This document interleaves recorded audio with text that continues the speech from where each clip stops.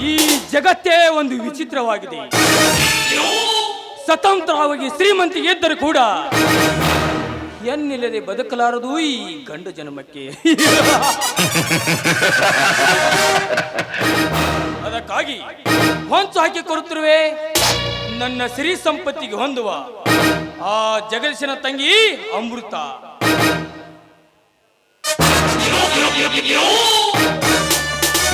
ಹೇಗಾದರೂ ಮಾಡಿ ಆ ಜಗದೀಶನ ಅಮೃತ ಮನಸ್ಸನ್ನು ಹಾಗೂ ಜಗದೀಶೆಯ ಸಿರಿ ಸಂಪತ್ತು ಎರಡು ಈ ಖಳನಾಯಕನ ಕೈವಾಸ ಆಗಲೇಬೇಕು.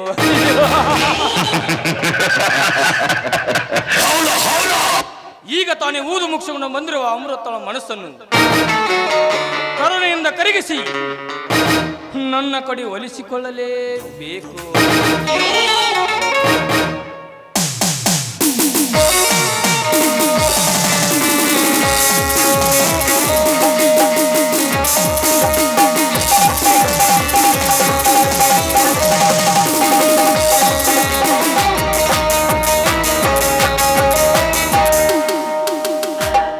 ಹಲೋ ಮಿಸ್ಟರ್, ಇಲ್ಲಿ ಹಾವೇರಿಗೆ ಹೋಗೋ ಬಸ್ಸು ಎಷ್ಟೊತ್ತಿಗೆ ಬರುತ್ತೆ?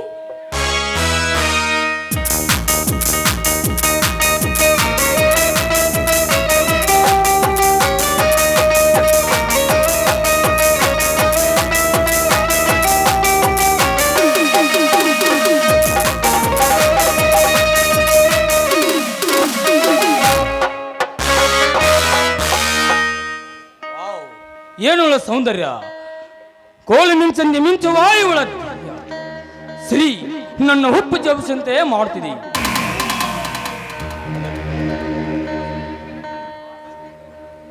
ಏ ಮಿಸ್ಟರ್, ಏನು ವಿಚಾರ ಮಾಡುತ್ತಾ ನಿಂತ್ಬಿಟ್ಟಿರಲ್ಲ? ನಾನು ಕೇಳಿದ್ದು ನಿಮ್ನೇನೆ, ಹಾವೇರಿಗೆ ಹೋಗೋ ಬಸ್ಸು ಎಷ್ಟೊತ್ತಿಗೆ ಬರುತ್ತೆ ಅಂತ. ಹಾ, ಇನ್ನೇನು ಬರೋದು ಮೇಡಮ್. ಅಂದ ಹಾಗೆ ನೀವು ನೋಡಿದರೆ ಈ ಊರಿಗೆ ಹೊಸಬರು ಅಂತ ಕಾಣ್ತೀವಿ. ಯಾರಂತ ಕೇಳಬಹುದಾ? ನೋಡಿ, ನಾನು ಇನ್ಸ್ಪೆಕ್ಟರ್ ಜಗದೀಶನ ತಂಗಿ ಅಮೃತ ಅಂತ. ನಾನು ಬೆಂಗಳೂರಿನಲ್ಲಿ ಓದು ಮುಗಿಸ್ಕೊಂಡು ನನ್ನ ಅಣ್ಣನ ಜೊತೆ ಇರಬೇಕು ಅಂತ ಈಗ ತಾನೇ ಬಂದಿದ್ದೇನೆ. ಅಂದರೆ your name Amrita, right? 100% correct. ಹೌದು, ನೀವ್ಯಾರು? ನಾನು ಬ್ರಹ್ಮ ಅಂತ. ನಿಮ್ಮ ಅಣ್ಣ ನಾನು ಕಾಲೇಜ್ ಸ್ನೇಹಿತರು. ಓಹೋ, ಅಂದ ಹಾಗೆ ತಾವು ಏನು ಮಾಡಿಕೊಳ್ಳುವುದು? ಅಮೃತ, ಈ ಜಗತ್ತಿನಲ್ಲಿ ಮೇಲು ಕೆಳಂಬ ಘನತೆಗೋರು ಅಳತೆ ಮಾಡುವ ಸಾಧನೆ ದುಡ್ಡಿಗೆ ಮಾತ್ರ. ಅಂದ ಹಾಗೆ ದಡ್ಡಿಯ ಬೀಳು ದಡ್ಡಿ ಕುರಿ ಆಗದೆ ದಡ್ಡವನಾಗಬೇಕೆಂದು ದುಡಿದು ಈ ಜಿಲ್ಲೆಯ ದೊಡ್ಡ ಫೈನಾನ್ಸ್ ಕಂಪ್ನಿಗೆ. ವೆರಿ ಗುಡ್ ಬ್ರಹ್ಮ. ನೋಡಿ, ನೀವು ಈ ಜೀವನದಲ್ಲಿ ಯಶಸ್ವಿ ಕಾಣಬೇಕು, ನೀವು ಹಠವಾದಿ, ಈ ಜೀವನದಲ್ಲಿ ನೀವು ಗುರಿ ಸಾಧಿಸಬೇಕು ಅನ್ನೋದು ನಿಮ್ಮಲ್ಲಿ ತುಂಬಾನೇ ಇದೆ. ನಾನು ಅದನ್ನು ಕಂಡು ಬಂದಿದ್ದೇನೆ. ಆದ್ರೆ ನಿಮ್ಮನ್ನು ಮದುವೆ ಆಗುವ ಹುಡುಗಿ ತುಂಬಾ ಅದೃಷ್ಟನೇ ಬಿಡಿ. ಮದುವೆ ಹಸುಮನೆ ಏರದ ವರನಿಗೆ ಮಕ್ಕಳು ಎಷ್ಟು ಅಂತ ಕೇಳಿದಂತಾಯ್ತು ನಿನ್ನ ಮಾತು. ಅಯ್ಯೋ, ಅಂದ್ರೆ ನೀವು ಇನ್ನೂ ಮದುವೆ ಆಗಿಲ್ವಾ? I am sorry. ನೋಡಿ, ಈ ಜಗತ್ತಿನಲ್ಲಿ ನಿಮ್ಮಂತವರ ಕೈ ಹಿಡಿಬೇಕಾದ್ರೆ ಈ ಸೌಂದರ್ಯಕ್ಕೆ ಏನು ಕಮ್ಮಿ ಇಲ್ಲ ಬಿಡಿ. ಕರೆಕ್ಟ್ ಅಮೃತ, ಕರೆಕ್ಟ್. ಆಕಾಶದಲ್ಲಿ ಸಾವಿರಾರು ಹಕ್ಕಿ ಪಕ್ಷಿ ಹಾರಾಡಿದರು, ಮುಗಿಲೆತ್ತರ ಹಾರುವ ಪಕ್ಷಿ ಗಂಧದ ಗರುಡ ಒಂದೇ ಎಂದ ಮೇಲೆ ಈ ಜಗತ್ತಿನಲ್ಲಿ ಸಾವಿರಾರು ಹೆಣ್ಣುಗಳು ಇದ್ದರೂ ಕೂಡ ಪ್ರೀತಿಸುವ ಪ್ರೇಮಿ ಸಿಕ್ಕಾಗ ಮಾತ್ರ ಈ ಬ್ರಹ್ಮನ ಮದುವೆ. ಅಂದರೆ ನಿಮ್ಮ ಮನಸ್ಸು ಕದ್ದು ಆ ಮಹಾರಾಣಿಯ ಸೌಂದರ್ಯವತಿ ಯಾರು ಅಂತ ಕೇಳಬಹುದಾ? ಅಮೃತ, ನವಿಲಿ ನರ್ಚಿಸುವುದು ನೋಡಿದಿರಿ, ಕಟಕನ ಹೃದಯ ಕೂಡ ಕಣ್ತುಂಬಿಸಿಗಳನ್ನು ಹಣಿಸುತ್ತಿದೆ.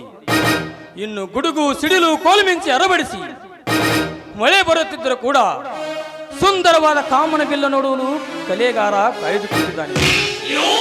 ಅಂದ ಮೇಲೆ ನನ್ನ ಹೃದಯ ಪಟದಲ್ಲಿ ಕಣ್ಣು ಮುಂದಿನ ಹುಡುಗಿ ನೋಡಿ ನೀನೇ ಅರ್ಥ ಮಾಡಿಕೋ ನನ್ನ ಮನಸ್ಸ ಗೆದ್ದ ರಾಣಿ ಯಾರೆಂದು. ಓಹೋ, ಗೊತ್ತಾಯ್ತು ಬಿಡಿ. ನೋಡಿ, ನದಿ ಎಷ್ಟು ಅವಸರದಿಂದ ಸೇರಿದ್ರು ಕೂಡ ಅದು ಹೋಗಿ ಸಾಗರನವೇ ಸೇರಿಬಿಟ್ಟು ತಾನೆ.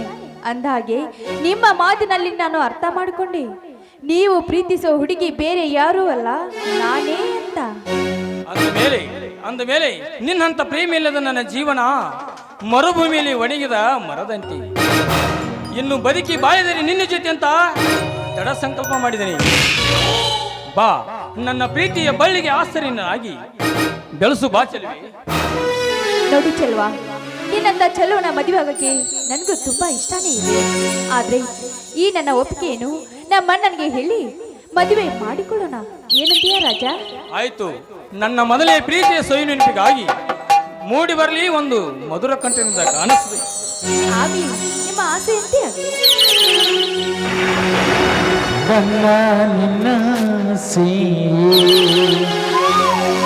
ನಮ್ಮ ಪ್ರೇಮ ಭಾಷೆ ಸವಿಜಿನಂತೆ ಶ್ರುತಿ ಸೇರಿದಾಗ ಅದೇ ಆಶಾಂತಿ.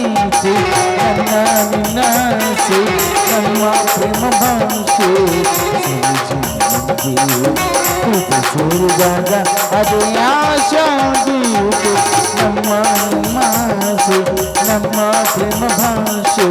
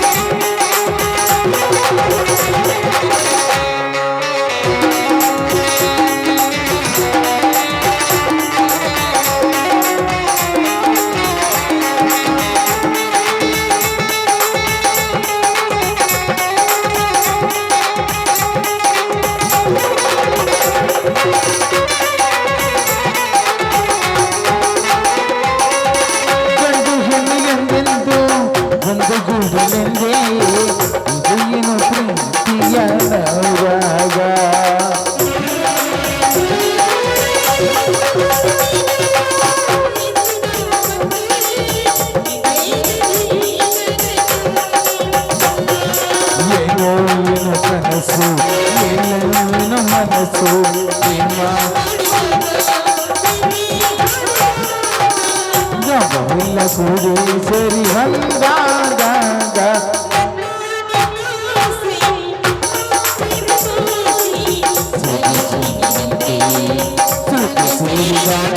ಅದೇ ಆಶಾಗೀತೆ ಲಾರ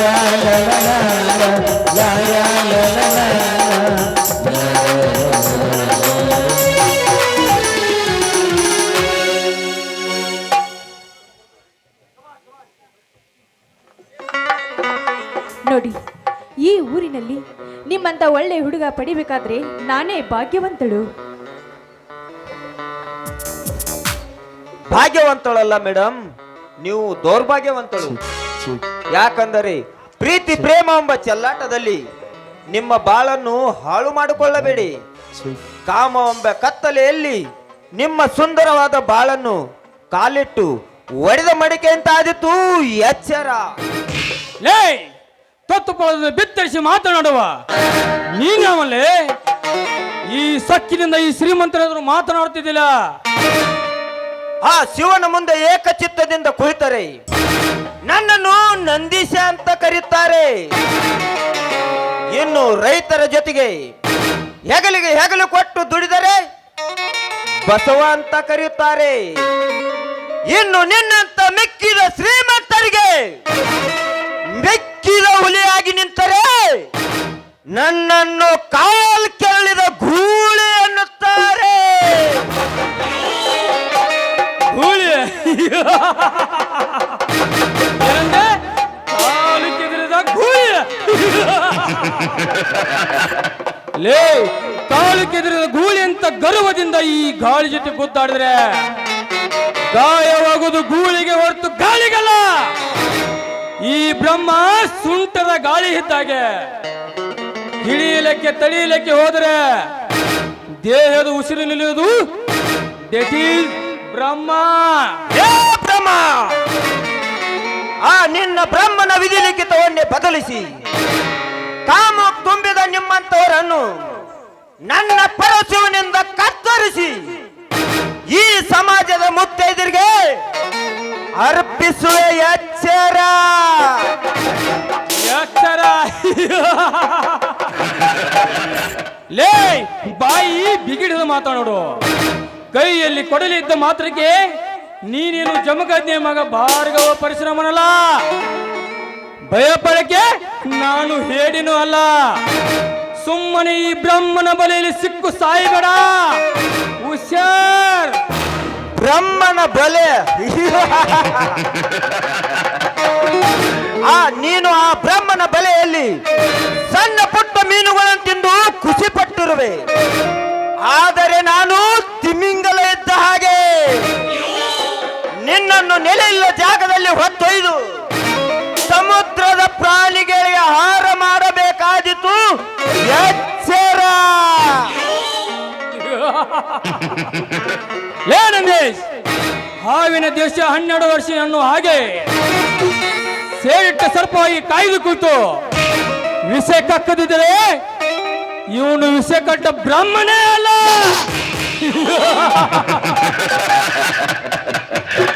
ಅಮೃತ, ನಾನಿನ್ನು ಬರ್ತೇನೆ. ಬಾಯ್. ಹಾಗೆ ಬ್ರಹ್ಮ, ಹೋಗಿ ಬನ್ನಿ.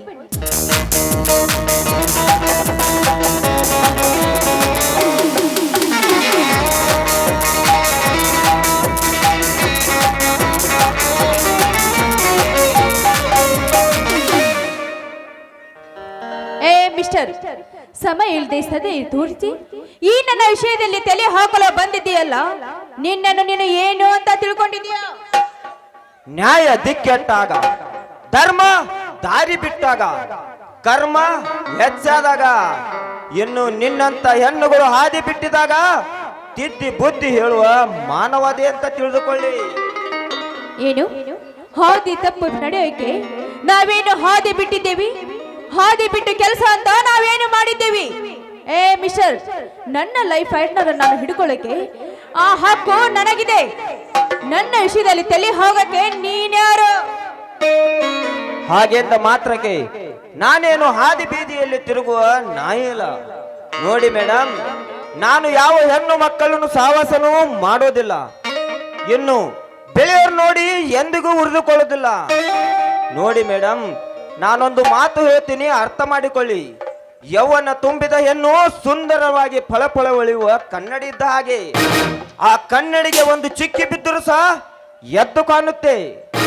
ಕಲಿತರೋ ನೀವು ತಿಳಿದುಕೊಂಡರೆ ಒಳ್ಳೆಯದು. ನೋಡಿ, ವಿಚಾರ ಮಾಡೋಕೆ ನಾನಿನ್ನು ಹಸುಗುಸು ಅಲ್ಲ. ಮದಿಗೆ ವಯಸ್ಸಿಗೆ ಬಂದ ಹೆಣ್ಣು ನಾನು. ಅಂದ್ರೆ ಆ ಭ್ರಮಣನ ಕಂಡರೆ ನಿನಗೆ ಅಷ್ಟೊಂದು ಸಿಟ್ಟ? ಏನು ಹೊಟ್ಟಿ ಕಿಚ್ಚ? ನಾನು ನನ್ನಂತ ಹುಡುಗಿ ನಿನಗೆ ಸಿಕ್ಕಿಲ್ಲ ಅಂತ ನಿನಗೆ ಹೊಟ್ಟಿ ಕಚ್ಚೆ ಇರ್ಬೋದು. ನಿನ್ನನ್ನು ನೋಡಿದ್ರೆ ಹೊಲದಲ್ಲಿ ದುಡಿಯೋ ಮಾಮೂಲಿ ಒಬ್ಬ ರೈತ ಅಂತ ಕಾಣುತ್ತೆ. ಹೌದು ಮೇಡಮ್, ನಾನೊಬ್ಬ ರೈತನ ಮಗ ನಿಜ. ಆದರೆ ಕಂಡು ಕಂಡು ಹೆಣ್ಣು ಮಕ್ಕಳನ್ನು ನೋಡಿ ಖುಷಿ ಪಡುವ ಪುಂಡನು ನಾನಲ್ಲ. ಇನ್ನು ಬೆಳೆಯೋರನ್ನು ನೋಡಿ ಉರಿದುಕೊಳ್ಳುವ ಬಂಡನು ನಾನಲ್ಲ. ನೋಡಿ ಮೇಡಮ್, ನಾನೊಂದು ಮಾತು ಹೇಳ್ತೀನಿ, ಅರ್ಥ ಮಾಡಿಕೊಳ್ಳಿ. ಯೌವನ ತುಂಬಿದ ಹೆಣ್ಣು ಫಳಫಳನೆ ಹೊಳೆಯುವ ಕನ್ನಡಿ ಇದ್ದಾಗೆ. ಆ ಕನ್ನಡಿಗೆ ಒಂದು ಚುಕ್ಕಿ ಬಿದ್ದರೂ ಅದು ಎದ್ದು ಕಾಣುತ್ತೆ. ಕಲಿತವರು ನೀವು ವಿಚಾರ ಮಾಡಿ ನೋಡಿ. ಮಿಸ್ಟರ್, ಕನ್ನಡಿ ಇರುವುದು ನೋಡ್ಕೊಳ್ಳೋಕೆ, ಅದನ್ನು ಮುಚ್ಚಿಡೋದಕ್ಕೆ ಅಲ್ಲ. ನೋಡಿ ಮೇಡಮ್, ಕನ್ನಡಿ ನೋಡಲಿಕ್ಕಿರೋದು ನಿಜ. ಆದರೆ ಅದು ಕಂಡ ಹಾದಿಯಲ್ಲಿ ತಿರುಗುವ ನಾಯಿಗಳಿಗಲ್ಲ. ಅದು ಮನೆಯಲ್ಲಿರುವ ಮಾಲೀಕನಿಗೆ ಮಾತ್ರ ಮೀಸಲು. ಕಂಡ ಹಾದಿಯಲ್ಲಿ ತಿರುಗುವ ಬೀದಿ ನಾಯಿಗೆ ಕನ್ನಡಿ ಏನಾದರೂ ಬಿದ್ದರೆ ಒಡೆದು ಚೂರಾಗುವುದು ಎಚ್ಚರ. ಹುಚ್ಚಪ್ಪ, ಆ ಕರಡಿ ಒಡೆದು ಹೋದ್ರೆ ಏನಾಯ್ತು? ಒಡಿದ ಕರಡಿಯಲ್ಲಿ ದೊಡ್ಡದನ್ನು ತೆಗೆದುಕೊಂಡು ಅದರಲ್ಲಿ ಮುಖ ನೋಡಿದ್ರೆ ಆಗೋದಿಲ್ವಾ? ನೋಡಿ ಮೇಡಮ್, ಒಡೆದು ಕನ್ನಡಿಯಲ್ಲಿ ಮುಖ ನೋಡಬಹುದು ವಿನಃ ಸಿಂಧೂರ ಇಟ್ಟುಕೊಳ್ಳಲು ಎಂದಿಗೂ ಸಾಧ್ಯವಿಲ್ಲ. ಯಾಕಂದರೆ ಒಂದು ಚೂರಿನಲ್ಲಿ 4 ಮುಖ ಕಾಣುತ್ತೆ. ಹಾಗಾದರೆ ನೀವು ಸಿಂಧೂರ ಹೇಗೆ ಇಟ್ಟುಕೊಳ್ಳುತ್ತೀರಾ? ನೋಡಿ ಮಿಸ್ಟರ್, ಒಡೆದ ಕನ್ನಡಿಯನ್ನು ದೊಡ್ಡದೊಂದು ಕನ್ನಡಿ ತೆಗೆದುಕೊಂಡು ಆ ಚೂರನ್ನು ಆಯ್ಕೆ ಮಾಡಿ ಒಂದು ಸಾರಿ ನೋಡಿದ್ರೆ ಆ ಚೂರಿನಲ್ಲಿ ನಮ್ಮ ಮುಖ ಕಾಣುತ್ತೆ. ಯಾಕೆ ಆವಾಗ ಸಿಂಧೂರ ಇಟ್ಕೋಬಹುದಲ್ಲ. ಹಾಗಾದರೆ ಮೇಡಮ್ ಮುಂದೊಂದು ದಿನ ಆಯ್ದುಕೊಳ್ಳಿ, ಆ ಸಿಂಧೂರಕ್ಕೆ ಕೊತ್ತು ಬಂದೇ ಬರುತ್ತೆ ಅಂತ. ಯಾಕಂದರೆ ಬೀದಿಯಲ್ಲಿ ಬಿದ್ದಿರೋ ಚೂರುಗಳು ಹೇಳುತ್ತವೆ ನಾನು ಕನ್ನಡ ಜೊತೆ ಬಾಳೆ ಮಾಡಿರುವೆ ಎಂಬುದನ್ನು. ನೋಡಿ ಮೇಡಮ್, ನೀವು ಬೇಯಿಸಿದ ಪರಪುರುಷನ ಸಂಘ ಒಂದಲ್ಲ ಒಂದು ದಿನ ಮುರಿದು ಬಿದ್ದು ನಿಮ್ಮ ಮಾಂಗಲ್ಯಕ್ಕೆ ಕೊತ್ತು ಬಂದು ಸತ್ತು ಹೋದ ಹೆಣ್ಣು ಮಕ್ಕಳಷ್ಟಿಲ್ಲ ನಿಮ್ಮ ಹೆಣ್ಣಿನ ಕುಲದಲ್ಲಿ. ಏ ಮಿಸ್ಟರ್, ನೀನು ತಿಳ್ಕೊಂಡ ಹಾಗೆ ಸತ್ತು ಹೋಗೋ ಹೆಣ್ಣು ನಾನಲ್ಲ. ಈ ಸಮಾಜದಲ್ಲಿ ಬಾಳಿ ಬದುಕಿ ತೋರಿಸ್ತೇನೆ, ನೋಡ್ತಾ ಇರು. ಮೇಡಮ್, ಕೈ ಎತ್ತುವ ಮುನ್ನ ಸ್ವಲ್ಪ ವಿಚಾರ ಮಾಡಿ. ಹೂ ಕುಡಿದಿರೋ ಬಳ್ಳಿ, ಹಣ್ಣು ಕುಡಿದಿರೋ ಮರ, ಇನ್ನು ಹಾಲು ಕುಡಿದಿರೋ ಹಸು, ಇನ್ನು ತಿಳಿಸಿ ಹೇಳಿದರೆ ತಿದ್ದುಕೊಳ್ಳದಿರೋ ಹೆಣ್ಣು. ಇದ್ದರೆಷ್ಟು ಸತ್ತರೆಷ್ಟು, ಇದನ್ನು ನಾನು ಹೇಳುತ್ತಿಲ್ಲ, ಬಲ್ಲವರು ಹೇಳುತ್ತಿದ್ದಾರೆ. ಅಯ್ಯೋ ದೇವ್ರಿ, ಇವರು ನನ್ನ ಬೈತಾ ಇದ್ದಾನ ಇಲ್ಲ ಬುದ್ಧಿ ಮಾತು ಹೇಳ್ತಾ ಇದ್ದಾನ? ಏ ಮಿಸ್ಟರ್, ಈ ನಿನ್ನ ಮಾತು ಅತಿ ಆಗ್ತಾ ಇದೆ. ಇನ್ನೊಂದು ಸಾರಿ ಇದೇ ಮಾತು ಆಡಿದ್ದೆ ಆದ್ರೆ ನಿನ್ನ ಕಪಾಳಕ್ಕೆ ಶ್ರಮ ಮಾಡ್ತೀನಿ. ಮೇಡಮ್, ನೀವು ಕೈ ಎತ್ತುವುದು ನಾನು ಎಲ್ಲನೂ ನೋಡಿದ್ದೇನೆ. ಆದರೆ ನಾನು ಹೇಳೋದನ್ನು ಸ್ವಲ್ಪ ಅರ್ಥ ಮಾಡಿಕೊಳ್ಳಿ. ವಿಚಾರ ಮಾಡಿದರೆ ನೀವು ಬಾಳುತ್ತೀರಾ, ಇಲ್ಲಾಂದರೆ ಸತ್ತು ಹೋಗುತ್ತೀರಾ. ಯಾಕಂದರೆ ಹೆಣ್ಣೆಂಬುದು ಒಂದು ಬಳ್ಳಿ ಹೆದ್ದ ಹಾಗೆ. ಆ ಬಳ್ಳಿಗೆ ಹೂ ಬಿಡದಿದ್ದರೆ ಬಳ್ಳಿಗೆ ಅರ್ಥನೇ ಎಂಬುದು ಇರುವುದಿಲ್ಲ. ಗಿಡ ಎಂಬುದು ಬೆಳೆಬಹುದು ಹೊರತು ಅದಕ್ಕೆ ಕಾಯಿ ಹಚ್ಚಿದಾಗ ಮಾತ್ರ ಅದಕ್ಕೆ ಒಂದು ಬೆಲೆ ಎಂಬುದು ಇರುತ್ತೆ. ಹೆಣ್ಣಾದವಳು ನೀನು ತಿಳಿದುಕೊಂಡರೆ ಬಾತೀಯ, ಇಲ್ಲ ಸತ್ತು ಹೋಗುತ್ತೀಯ.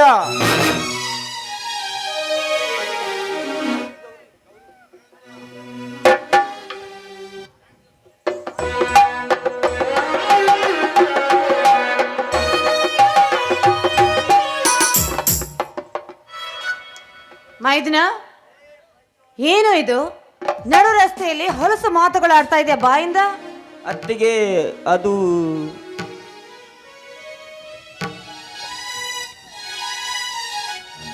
ಏನು ಏನು ಅದು ಇದು ಅಂತ ಇದೆಯಾ?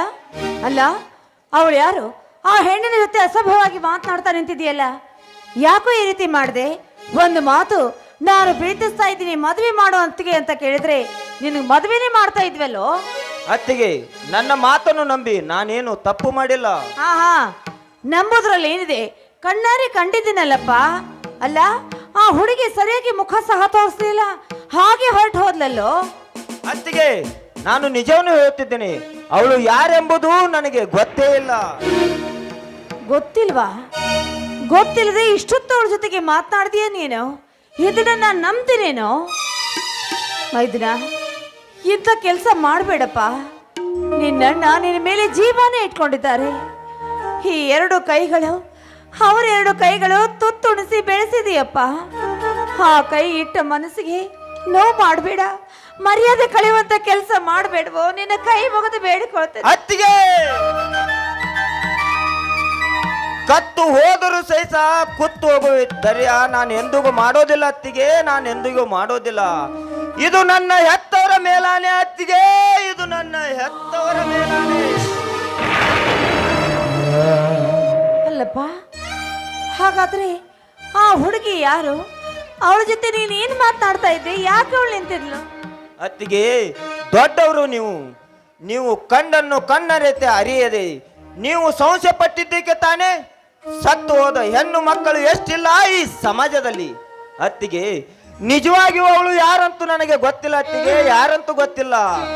ಆದರೆ ಈ ಊರಿನ ಶ್ರೀಮಂತ ಬ್ರಹ್ಮನ ಮಾತಿಗೆ ಬೆಲೆ ಬಿದ್ದು ಹಾಳು ಬಾವಿಗೆ ಬೀಳಲು ಹೊರಟಿದ್ದಳು. ಹಾವಿನ ವಿಷದಂತಿರುವ ಬ್ರಹ್ಮನ ಬೆಲೆಗೆ ಹೋಗಬೇಡಂತ ತಿಳಿಸಿ ಹೇಳುತ್ತಿದ್ದೆ. ಅಷ್ಟರಲ್ಲಿ ನೀವು ಬಂದು ಬಿಟ್ಟಿರಿ. ಹೌದೇನಪ್ಪ? ಅಯ್ಯೋ, ನನಗಿದೆಲ್ಲ ಅರ್ಥನೇ ಆಗಲಿಲ್ಲ ನೋಡು. ದುಡುಕಿ ಬಾಯಿ ಬಂದ ಹಾಗೆ ಮಾತಾಡ್ಬಿಟ್ಟೆ. ಮೈದಿನ, ನಿನ್ನ ಅತ್ತಿಗೆ ಬಾಯಿ ತಪ್ಪಿ ಮಾತಾಡಿದ್ರೆ ದಯವಿಟ್ಟು ತಪ್ಪಾಯ್ತಪ್ಪ. ಹೋಗಲಿ ಬಿಡು ಅತ್ತಿಗೆ, ಹೆತ್ತವರು ಇದ್ದಾಗೆ ನೀವು ಮಾತನಾಡಿದಲ್ಲಿ ಏನು ತಪ್ಪಿಲ್ಲ. ಅತ್ತಿಗೆ, ನಾನಿನ್ನು ಸ್ವಲ್ಪ ಹೊಲಕ್ಕೆ ಹೋಗಿ ಬರುತ್ತೇನೆ. ಸರಿಯಪ್ಪ, ಹೋಗುವ. ಅಯ್ಯೋ ದೇವ್ರೆ, ನಾನೆಂಥ ಕೆಲಸ ಮಾಡಿಬಿಟ್ಟೆ. ನನ್ನ ಮೈದುನ ಎಂಥವನಂತ ಗೊತ್ತಿದ್ದೆ ಸಹ ಅವನ ಮೇಲೆ ಸಂಶಯ ಪಟ್ಟು ಬಾಯಿ ಬಂದಾಗ ಮಾತಾಡ್ಬಿಟ್ಟಲ್ಲ. ಶಿವ, ಮನಸ್ಸಿಗೆ ತುಂಬ ಬೇಜಾರಾಗ್ತಾ ಇದೆ. ಏನೇ ಆಗಲಿ, ಆ ಹುಡುಗಿ ಯಾರೇ ಆಗಿರಲಿ, ವಯಸ್ಸಿಗೆ ಬಂದ ನನ್ನ ಮೈದುನಿಗೆ ಆದಷ್ಟು ಬೇಗ ಒಳ್ಳೆ ಸದ್ಗುಣ ಹುಡುಗಿನ ಹುಡುಕಿ ಮದುವೆ ಮಾಡಬೇಕು. ಆ ಭಾರ ನಮ್ಮ ಮೇಲಿದೆ. ಅಂದಾಗಲಿ ನಾವೆಲ್ಲರೂ ಸಂತೋಷವಾಗಿರೋಕ್ಕೆ ಸಾಧ್ಯ. ಹಾಗೆ ಮಾಡ್ತೀನಿ. ಈಗಲೇ ಹೋಗಿ ಅವರಿಗೆ ಈ ವಿಷಯನ ತಿಳಿಸ್ತೀನಿ.